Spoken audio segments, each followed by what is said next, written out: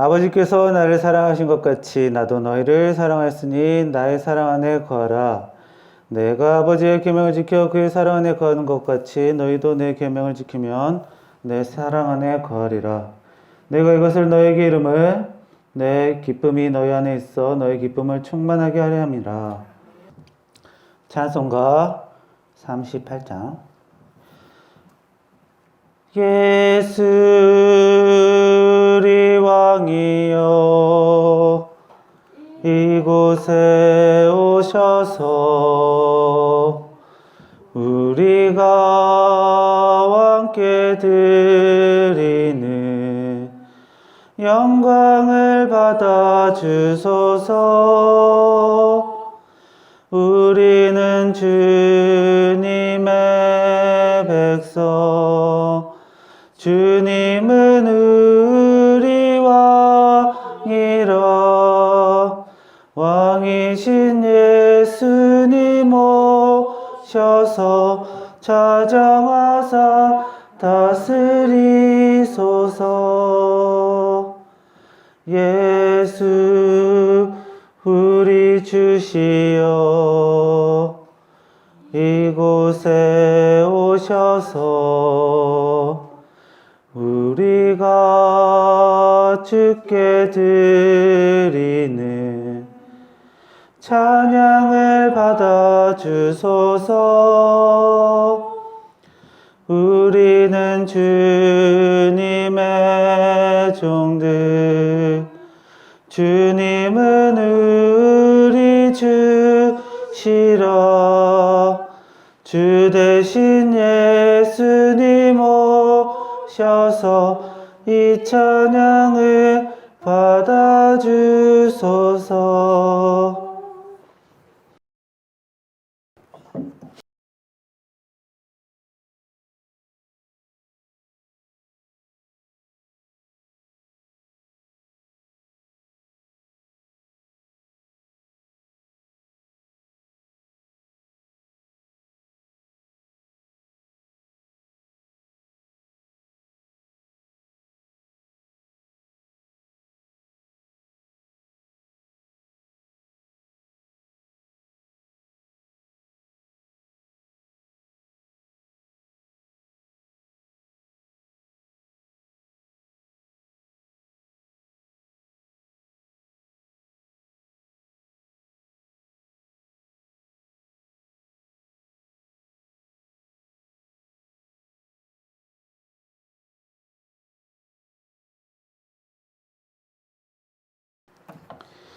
다 함께 말씀 보겠습니다. 오늘 말씀은 사무엘상 16장 6절부터 7절입니다. 구약 성경 434장. 제가 봉독하겠습니다. 그들이 오매 사무엘이 엘리압을 보고 마음에 이르기를 여호와의 기름 부으실 자가 과연 주님 앞에 있도다 하였더니 여호와께서 사무엘에게 이르시되 그의 용모와 키를 보지 말라. 내가 이미 그를 버렸노라. 내가 보는 것은 사람과 같지 아니하니 사람은 외모를 보거니와 나 여호와는 중심을 보느니라 하시더라. 아멘. 기도하겠습니다. 살아계신 하나님, 오늘 말씀으로 주님 영광 받으시고 저희 말씀을 저희들 또한 알아가는, 깨닫는 귀한 시간이 되어 우리 오늘 말씀이 생명의 양식이 되며 저희들의 신앙생활에 도움이 되는 귀한 시간이 되게 인도하여 주시옵소서. 예수님의 이름으로 기도합니다. 아멘. 자, 오늘 말씀은 사무엘이 다윗을 왕으로 이제 선택하는 과정에서 이렇게 하나님께서 주신 말씀입니다. 그래서 사무엘이 엘리압을 딱 보고 사무엘이 이새의 아들 엘리압을 보고 잘생겨가지고 하나님 이 사람입니까 했더니 그 사람이 아니다. 잘생기긴 했으나 하나님은 중심을 본다라고 하면서 그 다음에 이제 다윗을 선택하는 그런 장면입니다. 자, 예수님이 오시기 약 1500년 전에 이제 모세와 여호수아를 통해 가나안 땅에 이스라엘 나라가 세워집니다. 그리고 하나님과 많은 세상 모든 나라들을 연결시켜주는 그 제사장 나라로 쓰시기 위해 그 이스라엘 나라를 만드셨어요. 그런데 제 역할을 잘할 때도 있었지만 못할 때도 있었습니다. 그러면서 약 800년 동안 나라가 유지되다가 결국에는 망하고 맙니다. 자, 보통 나라는 사람이 왕이고 그 왕을 기준으로 나라가 운영되는데 이스라엘은 하나님께서 친히 만드신 나라였기 때문에 하나님이 왕이시고 하나님 중심으로 나라가 운영되어야만 했습니다. 자, 보통 나라는 이제 왕이 세운 법이 그 나라의 기준인데 이제 이스라엘은 하나님이 왕이시니까 하나님이 세운 명령, 십계명과 여러 가지 법률들, 명령들 그런 것이 이제 나라의 기준이 되어야 합니다. 그런데 모세와 여호수아 시대가 지나자마자 이스라엘 사람들이 다 까먹어 버립니다. 잊어버리고 점점 우상을 섬기고 사람을 함부로 대하면서 살게 됩니다. 그러면서 사사시대가 나오죠. 그래서 하나님께서는 그에 따른 징계를 또 주십니다. 사사시대의 이스라엘 사람들은 이제 불순종하고 하나님을 의지했다가 다시 고난받다가 풀려났다가 이런 것들을 반복하면서 살게 돼요. 그러다가 결국 이스라엘 사람들은 이제 해결책으로서 하나님께 사람 왕을 달라고 요구를 합니다. 자, 이스라엘이 자꾸 주변 나라로부터 어려움에 빠지게 되자 그 원인을 이제 이스라엘에 왕이 없는 것으로 이제 결론을 내리고 많은 사람들이 왕 좀 만들어 주세요 라고 얘기한 것이죠. 사실은 이제 하나님의 명령을 제대로 지키지 않았기 때문에 그런 것이었지만 이 하나님이 직접 선택하신 민족이라도 백성이라도 이렇게 하나님에 대한 신앙과 믿음이 흔들릴 수가 있습니다. 그래서 이것은 하나님이 사실 왕으로 보지 않았다라는 이야기도 되지만 특이한 점은 하나님께서 그 요구를 들어주셨다라는 겁니다. 그만큼 사람의 연약함과 어리석음을 이해를 해 주신 거예요. 그걸 봐주시고 왕을 세워주십니다. 그 사람이 바로 사울입니다. 자, 사울을 왕으로 선택하신 때 사무엘을 보내서 사울을 고르게 하시는데 하나님께서 사울을 대해 이렇게 소개를 하십니다.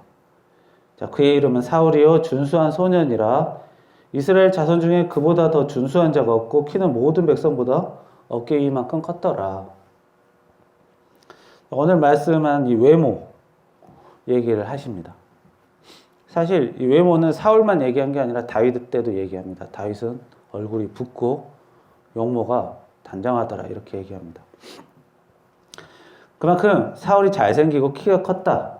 그런데 그것뿐만 아니라 우리가 아는 사울은 이제 하나님께 불순종했던 사울만 알고 있지만 사울의 초창기에는 사울의 아버지가 나귀를 찾아오라고 사울을 보냅니다. 그런데 사울은 이제 맨날 며칠을 찾아다닐 정도로 아버지의 명령에 순종하는 모습을 보여주죠. 그러면서 마을을 돌다가 어떤 마을에 사무엘이 왔다. 그럼 사무엘에게 가서 좀 물어보자. 자기 아버지의 명령을 지키기 위해서 찾아갑니다. 그러면서 사무엘에게 빈손으로 털레털레 가는 게 아니라 자, 뭐라도 준비를 해서 가야겠다라고 하면서 인사 물품을 또 챙겨가죠. 그리고 그냥 단순히 사무엘에게 물어볼 필요 없이 그냥 내가 잘 찾아보면 되지가 아니라 사무엘을 통해 하나님께 이렇게 직접 물어보겠다라는 하나님을 의지하는 마음도 있었고 하나님께 여쭤보려는 이런 겸손한 마음도 있던 사람입니다. 그만큼 하나님과 사람을 사랑하는 사람이었기 때문에 이 사울은 하나님께서 왕으로 선택을 해 주십니다. 그리고 사울에게 성령을 주셨다고 했어요. 성령을 주셔서 사울이 그 힘을 받아서 옆 나라 암몬이라는 나라가 쳐들어왔을 때 그것을 무찌르는데 큰 역할을 하게 만듭니다. 그러나 사울이 왕이 된 이후로 두 번의 큰 전쟁이 있고 사울의 운명이 많이 바뀝니다. 첫 번째는 블레셋이고 두 번째는 아말렉이라는 나라입니다. 블레셋은 이스라엘의 왼쪽에 있는 나라고 아말렉은 남서쪽에 있는 나라인데 거의 가까운 나라예요. 자, 첫 번째 블레셋이라는 나라와 싸움을 하게 됐습니다. 자, 당시에 블레셋은 굉장히 무기가 좋은 나라였습니다. 그 당시에 철을 쓸 수 있는 유일한 나라가 블레셋이었어요. 그 동네에서는. 그래서 이스라엘은 농기구나 여러 가지 연장을 다듬거나 만들려고 할 때 블레셋이라는 나라에 가서 연장을 만들어서 받아오곤 했습니다. 기술이 안 됐던 거죠. 그만큼 무기 면에서 블레셋이 훨씬 좋았기 때문에 전쟁은 무기가 좋은 게 승리하는 지름길입니다.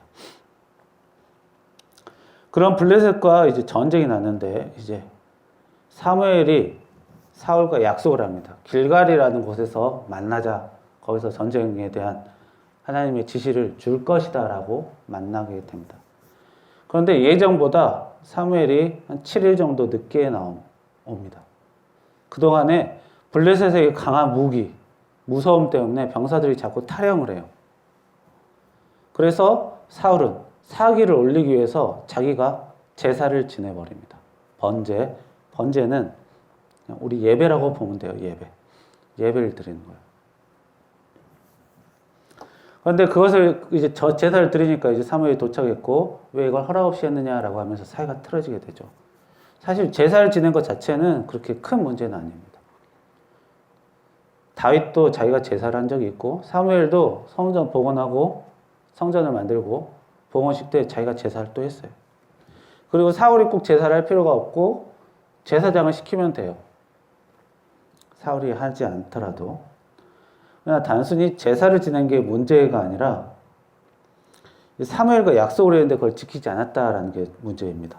이 사무엘은 단순히 개인적인 약속으로 절대로 왕을 만나지 않습니다. 무조건 하나님의 명령을 전달하는 역할로만 그 당시 왕을 만났습니다. 그래서 사무엘과 약속을 어겼다라는 것은 하나님의 명령을 안 지킨 거예요. 사무엘과 만나서 하나님의 명령을 받아서 그대로 실행을 했어야 됐는데 그만큼 하나님의 명령을 기다리지 못하고 신뢰하지 못했다라는 것입니다. 자, 하나님의 명령을 어겨가면서까지 제사를 지냈다라는 것은 제사가 지금 문제를 해결해 줄 거라고 믿었던 것이죠. 그래서 제사 자체가 효과가 있을까라는 기대를 한 것입니다. 자, 신앙을 생활할 때 헌금을 하면 우리가 하나님께서 은혜 주셨다라는 것에 감사하는 거죠. 그리고 앞으로 은혜 주시기를 또 소망하는 거예요. 그러나 이게 순서가 잘못되면 내가 헌금을 했으니까 이제 하나님이 복을 주신 것이다 라고 순서가 거꾸로 가버릴 수가 있습니다.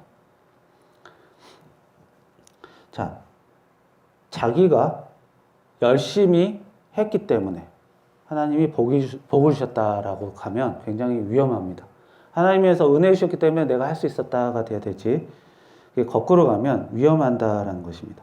그래서 제사 행위로 하나님에게 의지하기보다는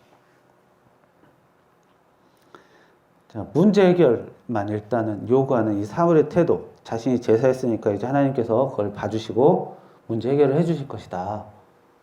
자기가 이제 시작을 하는 것이죠. 자기가 하나님을 움직인다. 이런 식으로 되는 거예요. 자, 사람은 실수를 할 수 있습니다. 그러나 왕이라는 높은 자리에서 실수한 것은 그만큼 많은 사람을 위험에 빠뜨리기 때문에 높은 책임을 져야 합니다. 특히 하나님의 명령에 불복하는 것은 일반 백성이 어긴 것과 왕이 어긴 것은 굉장히 차이가 크죠. 그렇기 때문에 사울이 거기서 자격을 잃게 됩니다. 게다가 이번 첫 번째 이 불순종에서는 사울이 회개도 별로 하지 않아요. 자, 그리고 두 번째 전쟁이 또 나옵니다. 이번에는 아말렉이라는 나라와 전쟁합니다. 아말렉이라는 곳은 이 블레셋처럼 강한 무기가 있는 나라가 아니에요. 좀 만만한 나라죠. 그래서 사울이 이번에는 두려워하지 않습니다. 상황도 어렵잖아요. 이번엔 반대죠.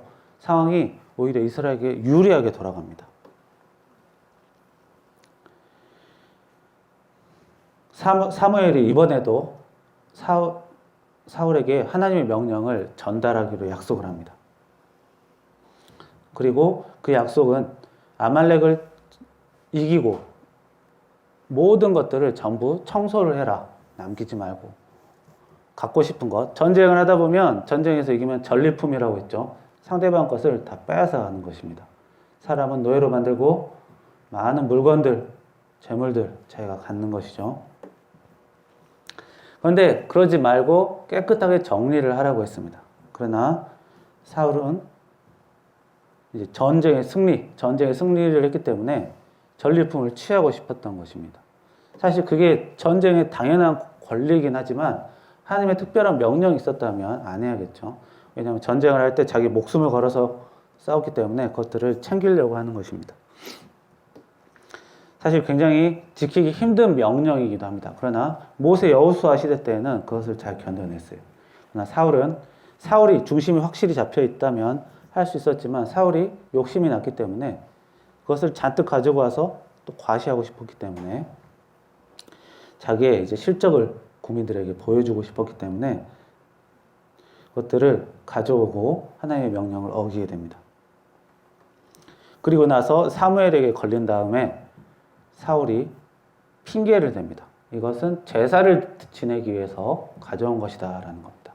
그래서 사울이 그러면 적군의 대장까지도 제사를 지내려고 지금 살려두었나? 이렇게 핑계하지 말라고 얘기를 하죠. 자, 결국 사울이 문제가 생겼을 때도 이번에도 제사를 통해서 문제 해결을 하려고 합니다. 첫 번째도 두려움이 있을 때도 제사를 통해서 문제를 해결하려고 하고 이번에 난감할 때도 제사를 통해서 쇼부를 보려고 하는 겁니다. 그래서 굉장히 머리가 좋은 거예요.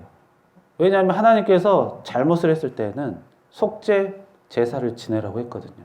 제사를 통해서 자기 죄를 거두라고. 근데 이제 사람이니까 이걸 이제 이용해 먹는 것이죠. 사람이 어떤 제도나 규칙이 있으면 그것을 이용해 먹듯이 잘못을 하면 제사 지내면 그만이구나. 그러면 내가 10개를 훔치고 1개를 제사로 올리면 나머지 99개는 갚고 내 죄는 없어지는구나. 이렇게 머리를 굴리는 거죠. 자, 전쟁에서 승리하고 드리는 제사는 이제 속죄제. 하나님의 명령을 어겼기 때문에 속죄제도 있지만 하나님의 도움으로 이겼다라는 감사의 제사, 화목제라는 걸 드릴 수가 있습니다. 사실 사울의 말이 틀린 건 아닙니다. 그러나 하나님의 명령을 어겨가면서까지 하나님께 화목제를 드린다라는 것은 애시당초 맞지가 않고 게다가 아말렉을 진멸하라는 것은 사울에게 특별히 주신 지시이기 때문에 그것이 더 우선순위가 되어야 합니다. 그래서 사무엘이 그 당시에 사울에게 이렇게 얘기를 하죠. 순종이 제사보다 낫다라고 얘기합니다. 사울, 당신이 아무리 제사를 멋지게 드리든 거대하게 드리든 순종이 더 우선순위다. 하나님이 특별 지시한 것을 먼저 했어야만 했다라고 얘기합니다. 그리고 그렇게 행동하는 것은 우상숭배나 다름없다라고 얘기합니다.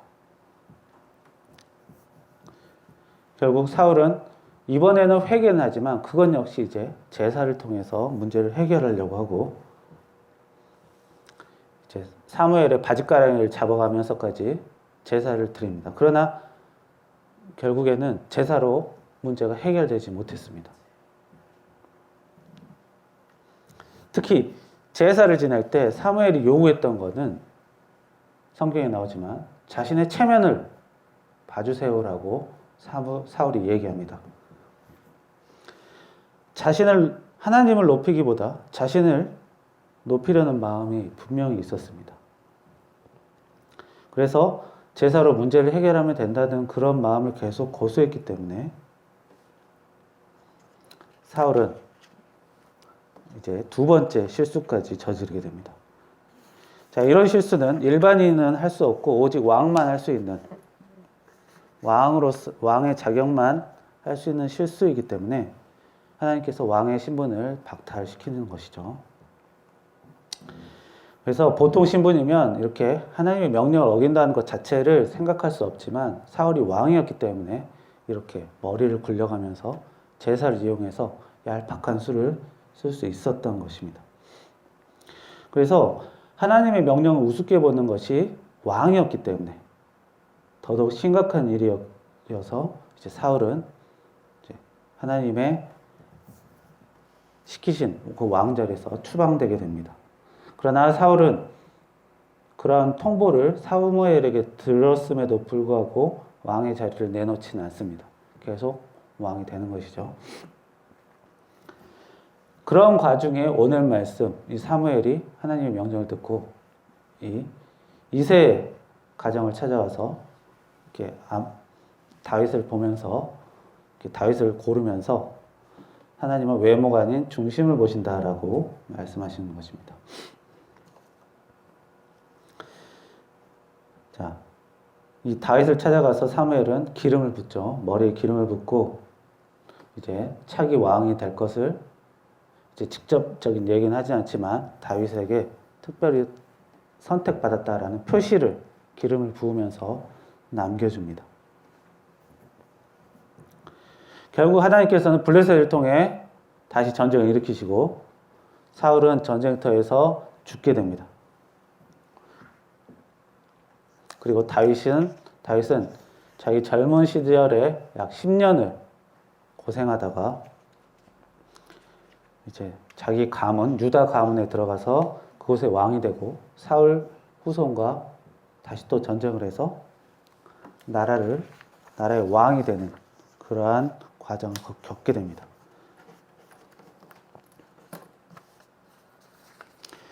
그렇게 다윗이 도망 다니는 과정에서 굉장히 많이 힘든 시절을 많이 보냅니다. 청년 시절 한참 성과를 보여주고 그 성과를 냈던 그 시절에 10년이라는 긴 시간을 도피하면서 살아야 했기 때문에 다윗이 굉장히 비뚤어지고 하나님을 원망할 수 있는 그런 상황임에도 불구하고 하나님에게 원망하지 않고 사울과는 다른 행보를 보였습니다. 그렇기 때문에 하나님께서 인정하시는 왕이 될 수 있었습니다. 물론 다윗 또한 왕이 된 이후로 사울처럼 교만해진다라는 것을 완벽하게 이겨낼 수는 없었습니다. 자기 장군 우리야의 아내인 밧세바를 범하게 되죠. 우리야라는 장군은 이스라엘 출신도 아니고 그 외국 나라 출신입니다. 외국 나라 출신이 이제 이스라엘에 와서 다윗에게 특별히 충성을 바쳤던 그런 사람입니다. 그러니까 더 잘 챙겨줘야 됨에도 불구하고 오히려 더 못되게 굴었던 것이죠. 자기 나라를 벗어나 오히려 이스라엘에 충성했던 그런 충성스러운 장군을 희생시키고 자기 욕심을 챙기게 됩니다. 그 과정에서 사울과 달랐던 점은 다윗은 진심으로 회개 쪽으로 갔어요. 제사 쪽으로 방향을 틀지 않았습니다. 사울은 하나님께서 가르쳐 주신 제사로 문제를 해결하는 방법을 찾았지만 다윗은 문제가 생겼다고 해서 바로 제사를 벌리지 않았습니다.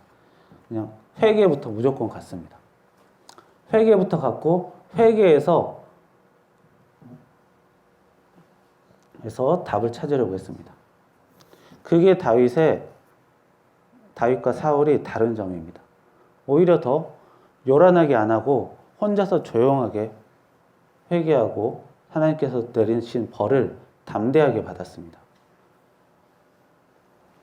그래서 사무엘이 하나님께서 외모가 아닌 중심을 보신다라는 말이 다윗에게 통했던 것이죠.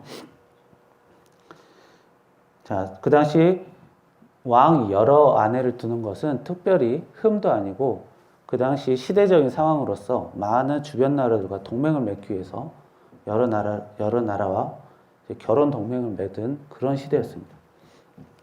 그러나 다른 사람의 가정을 파괴한다라는 것, 그 자체를 그래가면서까지 결혼 동맹을 맺지는 않았어요. 이거는 명백한 남의 것을 탐하지 말라라는 하나님의 명령에 어긴 것이고, 하나님께서 사람을 사랑하라는 그런 명령을, 십계명을 어긴 중대한 잘못이었습니다.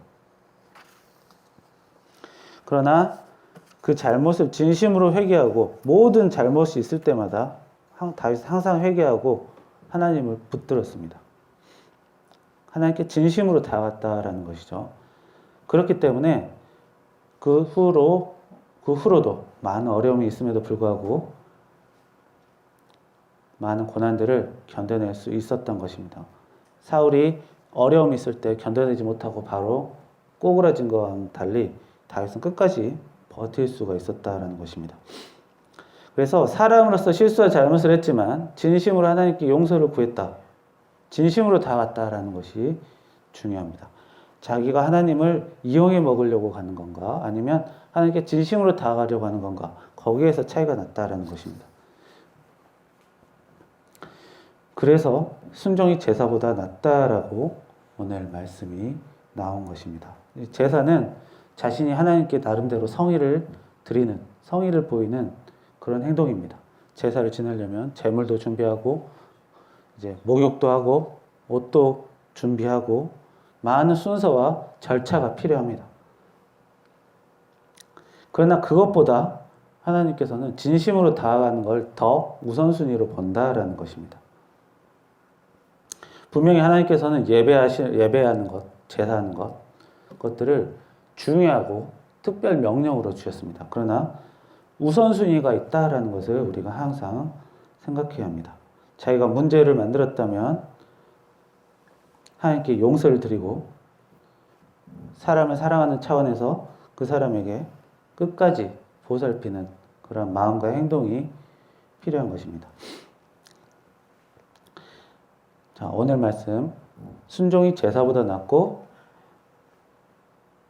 외모보다 하나님은 중심을 보신다. 이 두 마디가 첫 번째 말은 사울과 연결됐던 말이고, 두 번째 말은 다윗과 연결된 말입니다. 그러나 둘 다 결국에는 하나님께서는 겉이 아닌 진짜를 보신다라는 말로 같은 말입니다.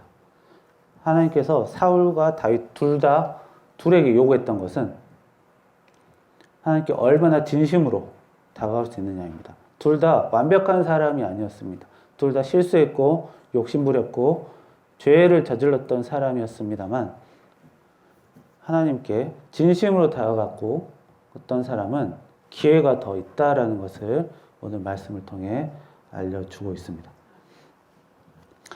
이렇게 하나님께 진심으로 다가가는 여러분 되길 축원합니다. 기도하겠습니다. 살아계신 하나님, 저희들이 예배를 통해 주님 영광 받으시고 저희들 또한 주님의 은혜를 받는 통로가 되게 하시지만, 그보다 우리가 진심으로 하나님께 다가가는 게 더욱 중요하다는 것을 오늘 말씀을 통해서 다시 한번 확인했사오니, 주여, 저희들이 예배도 중요하지만 저희들의 진정한 마음으로 하나님께 순종하고 하나님께서 저희들의 진심을 보신다라는 것을 항상 기억하는 믿음의 자녀가 되게 도와주시옵소서. 예수님의 이름으로 기도합니다. 아멘. 찬송가 220장입니다.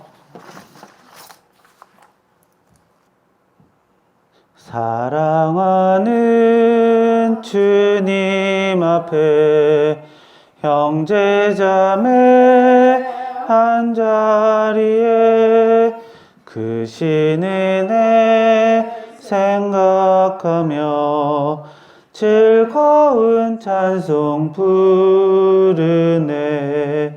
내 주 예수 본을 받아 모든 사람 내 몸같이 환난 근심 위로하고 진심으로 사랑하세.